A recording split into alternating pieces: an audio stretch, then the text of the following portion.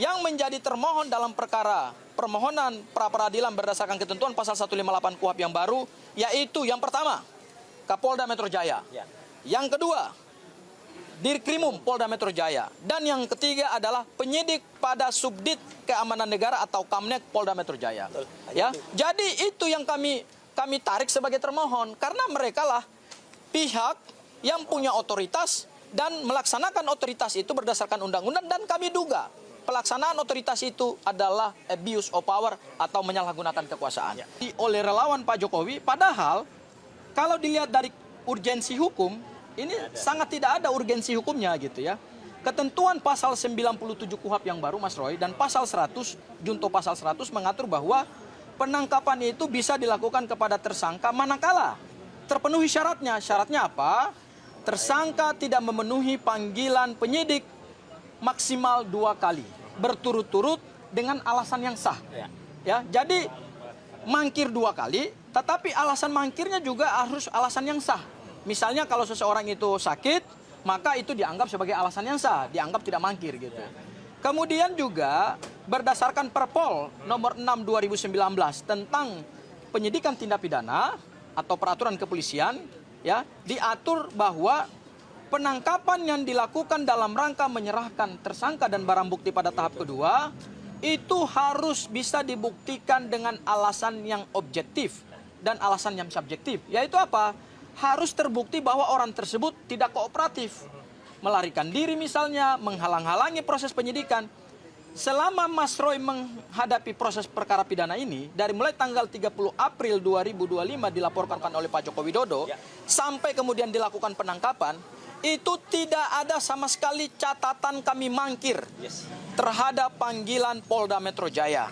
Sehingga menjadi pertanyaan bagi kami, dan ini akan menjadi salah satu materi di dalam permohonan pra-peradilan adalah apa urgensi hukumnya penyidik melakukan penangkapan pada tanggal 19 Juni tersebut pagi hari lagi, ya, tanpa ada pemanggilan terlebih dahulu. Ada lagi satu hal, Mas Roy, berdasarkan Perpol terkait dengan implementasi prinsip HAM di dalam penegakan hukum pidana. Jadi ada aturan di dalam internal kepolisian bahwa prinsip HAM itu juga harus tetap dihargai, yaitu apa? Pada saat melakukan penangkapan, maka harus menghargai hak privasi seseorang. Ya, tidak boleh hak privasi seseorang dilanggar. Itu diatur di dalam peraturan kepolisian berkaitan dengan implementasi prinsip HAM di dalam penegakan hukum pidana. Yang terjadi pada tanggal 19 Juni 2026 tersebut adalah ada peristiwa di mana Polda Metro Jaya melanggar prinsip privasi seseorang, sehingga ini yang kemudian kami lihat juga pelanggaran hukum. Dan yang terakhir yang ingin saya katakan adalah kami ingin meluruskan berita-berita yang beredar di luar, berita-berita hoax yang beredar di luar, bahwa yang menjadi termohon dalam perkara permohonan pra-peradilan berdasarkan ketentuan pasal 158 KUHP yang baru, yaitu yang pertama, Kapolda Metro Jaya. Yang kedua, Dirkrimum Polda Metro Jaya. Dan yang ketiga adalah penyidik pada Subdit Keamanan Negara atau Kamnek Polda Metro Jaya. Ya, jadi itu yang kami tarik sebagai termohon karena mereka lah pihak yang punya otoritas dan melaksanakan otoritas itu berdasarkan undang-undang, dan kami duga pelaksanaan otoritas itu adalah abuse of power atau menyalahgunakan kekuasaan. Kemudian yang kedua, ada juga turut termohon, ya. Turut termohon adalah Kejaksaan Tinggi DKI Jakarta, Kejaksaan Negeri Jakarta Selatan, dan kemudian Jaksa Penuntut Umum. Pertanyaannya, kenapa kami menarik pihak termohon dari pihak kejaksaan? Padahal dikatakan bahwa ini kan sudah penyerahan tersangka dan barang bukti gitu. Gini, ini untuk memenuhi aspek formil dalam pembuatan suatu surat permohonan pra-peradilan. Jangan sampai kemudian kurang pihak. Jadi kalau turut termohon itu boleh hadir, boleh tidak. Tetapi termohon, kami mengharapkan hari ini, pada sidang perdana hari ini, harus hadir supaya proses pra-peradilan ini bisa berjalan dengan baik. Dan satu lagi Mas Roy, terakhir nanti ditambahkan oleh Mas Roy, yaitu adalah kami tidak mengulur-ngulur waktu untuk proses pemeriksa atau proses persidangan pokok perkara ijazah palsu Presiden Joko Widodo di Pengadilan Negeri Jakarta Timur. Kami tidak mengulur waktu karena memang ketentuan hukum acara pidana berdasarkan pasal 163 huruf E KUHP yang baru terhadap permohonan pra-peradilan, maka harus menunggu putusan pra-peradilan. Jadi, memang ketentuan hukum acara pidananya begitu. Ini hukum negara yang saat ini berlaku. Dan ini adalah hukum acara pidana terbaru, sehingga saya kira semua orang harus menghormati. Ya, mungkin itu dari saya, Mas Roy. Okay. Silakan ditambahkan, Mas Roy. Baik. Assalamualaikum warahmatullahi wabarakatuh. Waalaikumsalam. Ya. Nah, jadi saya baru saja datang ke sini ya karena memang pada jam 8 tadi saya harus melakukan wajib lapor di Kejaksaan Negeri Jakarta Selatan, sekitar 3-4 kilo dari sini. Jadi mohon maaf kalau sedikit agak terlambat, tapi alhamdulillah ini belum dimulai, padahal jadwalnya memang jam 9. Tadi sudah banyak diterangkan oleh kuasa hukum saya, Mas Abdul Ghafur Sangaji, mewakili dari Tokham, ya, dan nanti juga akan menyusul Pak Refli Harun yang sekarang masih ada di Kejaksaan Negeri Jakarta Selatan. Jadi apa yang kami prapitkan adalah hal-hal yang memang tidak patut, tidak layak, dan melanggar hak asasi manusia, melanggar hukum juga. Kejadian yang terjadi pada hari Jumat tanggal 19 Juni tahun 2026 yang lalu. Yang tadi sudah di spill sedikit ya oleh Mas Ghafur, dan itu nanti akan ada detail ya, banyak bukti-bukti yang akan kita paparkan, termasuk ya pelanggaran yang sangat fatal. Kalau ada upaya paksa untuk pemanggilan atau bahkan penangkapan paksa itu seharusnya tetap mengikuti aturan yang berlaku ya, atau prosedur. Misalnya apa? Diketahui oleh RT RW setempat. Ini sama sekali nggak ada. Sudah confirm RT RW setempat tidak mengetahui ada peristiwa itu. Dan bahkan saya sudah mengantisipasi andai kata tiba-tiba ada upaya untuk melakukan backdate. Jadi mereka dikirimi surat kemudian ditanggal mundur. Ya, sudah. Mereka sudah bilang RT RW-nya nggak akan dan tidak akan mau menandatangani backdate-nya. Yang kedua adalah soal satpam. Ya, satpam betul memang satpam diajak, tapi satpam ada 2 satpam yang digelandang ke rumah saya, digelandang. Ya, jadi artinya hanya ditunjuk surat kemudian diajak, dan satpam itu sangat sopan, tidak masuk ke dalam rumah, hanya di luar, dan kemudian mereka lah yang sebenarnya minta izin, tapi tiba-tiba para penyidik itu langsung masuk, langsung naik, bahkan langsung masuk kamar tidur. Ini yang tidak benar-benar tidak sopan ya. Langsung masuk kamar tidur, makanya saya kaget karena saya mendengar istri saya berteriak waktu itu.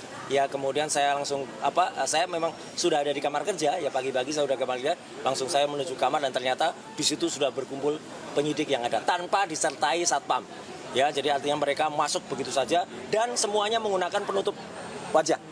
Jadi menggunakan penutup wajah sehingga tidak kelihatan siapa. Untung saya mengenali suaranya yang ada, yaitu seorang berpangkat Ibtu, inisialnya R, dan salah seorang penyidik berinisial A. Untung saya kenal itu, kalau enggak saya akan marah betul ya gitu. Jadi adegannya memang tidak berlebihan kalau saya katakan, benar-bear seperti film pengkhianatan G30 SPKI ya. Karena saya tidak boleh bergantian pakaian, tidak boleh menggunakan, tidak boleh makan, tidak boleh minum. Mandi saja juga tidak boleh ya, cuci muka saja hampir nggak boleh. Untung di bawah itu ada dapur sehingga saya sempat cuci muka. Jadi itu yang kami lakukan, dan tadi benar apa yang dikatakan Mas Ghafur Sangaji. Upaya ini adalah upaya untuk pemenuhan hak-hak saya ya, karena sudah dilanggar, dan ini sama sekali tidak ada ya upaya untuk memperlambat atau kemudian mengganggu peristiwa utamanya yang nanti akan berlangsung sidang di Pengadilan Negeri Jakarta Timur ya, yang itu insya Allah hari Kamis besok tanggal 2 Juli. Saya tadi juga ketemu Dr. Tifa ya di Kejaksaan Negeri karena sama-sama melakukan wajib lapor ya. Dr. Tifa akan mulai dulu pada hari Kamis tanggal 2 Juli. Jadi sidang pokok utama saya akan menunggu hasil pra-peradilan ini. Kapan? Nah, nanti kita juga belum tahu kapan. Karena tergantung dari pelaksanaan pra-peradilan ini. Apakah kemudian ini bisa cepat selesai atau tidak, itu tergantung dari pihak yang kita prapitkan. Kemudian kalau ada pertanyaan lagi ya, tadi sudah dikatakan, karena benar sudah sempat diedarkan oleh para termul itu ya, bahwa akan menggugat Pak Presiden Prabowo. Sama sekali tidak ya. Itu hanya syarat formil kemarin, tapi karena banyak yang kemudian tidak mengerti, baiklah daripada nanti disebut itu dan diedarkan sebagai hoax, maka pihak yang kemudian kami turut termohonkan hanya sampai ke level Jaksa Agung ya gitu, atau kejaksaan. Jadi bukan lagi sampai karena sebenarnya itu semuanya di bawah pemerintah. Pemerintah itu paling tinggi siapa sebenarnya? Tapi daripada nanti pada yang tidak mengerti pada ribut ya, itu yang terjadi. Jadi saya kira itu ya yang ingin saya sampaikan. Sedikit update ya, jangan dianggap apa-apa. Semalam kebetulan memang ada acara temu kangen Kabinet Indonesia Bersatu jilid 1 dan jilid 2. Di situ saya bertemu banyak tokoh ya gitu. Ada Presiden ke-6 Republik Indonesia, ada Wakil Presiden Indonesia ke-10 dan ke-12, ada juga Wapres ke-11. Apa yang terjadi ya kebetulan saja, memang kebetulan peristiwa itu berlangsung semalam, ya tidak ada hubungannya langsung dengan Prapit hari ini atau sidang yang ada. Tapi suasana yang ada di dalamnya, ya itu memang luar biasa. Saya nanti akan menyepilkan itu dalam video, tapi untuk menghormati privasi beliau-beliau itu, video yang akan beredar nanti mungkin audionya tidak jelas. Sengaja ya, audionya sebenarnya jelas banget apa yang mengatakan. Teman-teman bisa lihat lah nanti ekspresi dari beliau-beliau itu ya, hampir semua. Dan bahkan kalau biasanya ada juga mantan Wakapolri ya. Nah semalam itu bahkan ada mantan Kapolri banyak itu ya di situ ya yang juga hadir, dan lihat saja ekspresi beliau-beliau itu ya gitu. Tapi tidak perlu saya keluarkan suaranya. Saya kira itu aja yang ingin saya sampaikan untuk kesempatan kali ini. Terima kasih sudah hadir teman-teman dari media mainstream, media alternatif maupun dari media yang lain ya. Dan insya Allah pra peradilan ini berjalan dengan lancar, dan doakan saja semua juga datang ya gitu yang kita mohonkan, sehingga tidak menghambat, tidak mengganggu, tidak memperlambat juga dari kasus utama yang nanti akan disidangkan. Saya kira itu ya teman-teman semua yang ingin saya sampaikan. Terima kasih. Wassalamualaikum warahmatullahi wabarakatuh. Waalaikumsalam warahmatullahi wabarakatuh. Oke, siap. Ini optimis Mas Roy. Apa dulu? Ya kalau optimis dan enggak tergantung yang termohon datang apa. Semua tergantung dari itu. Ada satu pertanyaan. Apa itu? Ada isu bahwa terjadi perpecahan dari kuasa hukum dari Dr. Tifa dan Bang Reki. Enggak ada perpecahan. Enggak ada ya itu. Enggak ada. Yang perpecahan itu terjadi antara Mas dan Diana. Gara-gara Taruhannya. taruhannya kalah ya. Waktu itu saya kirimin video. Jadi dia taruhan 5 juta tapi nggak mau bayar. Nggak mau bayar. Nggak mau bayar tuh ya. harus bayar.